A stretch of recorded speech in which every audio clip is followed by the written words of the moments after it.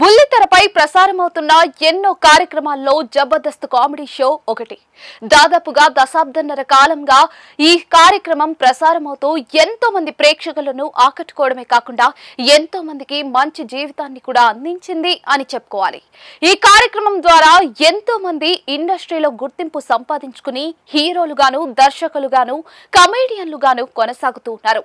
అయితే జబర్దస్త్ కార్యక్రమం మొదట్లో ఉన్నటువంటి కమెడియన్స్ అదిరే అభి, వేణు, సుడిగాలి సుధీర్, హైపరాది వంటి వారందరూ కూడా ప్రస్తుతం ఈ కార్యక్రమానికి దూరంగా ఉన్నారు.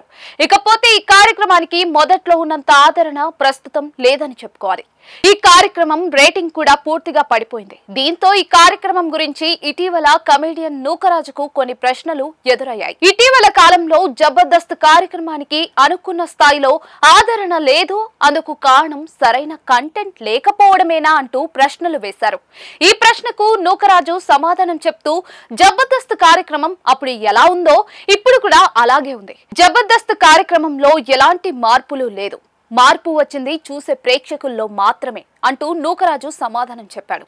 జనాలు బాగా అప్డేట్ అయ్యారు. సోషల్ మీడియాలో యూట్యూబ్ వీడియోలు, ఇన్స్టాగ్రామ్ రీల్స్ అంటూ ఎంతో అద్భుతమైన కామెడీలు చేస్తూ ఉన్నారు.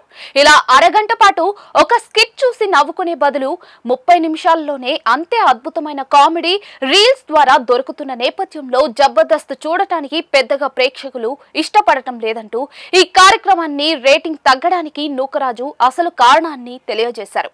తిరిగి ఈ కార్యక్రమం ప్రేక్షకులను ఆకట్టుకోవడం కోసం ఎన్నో మార్పులు చేసినట్టుగా కూడా ఈయన తెలియజేశారు.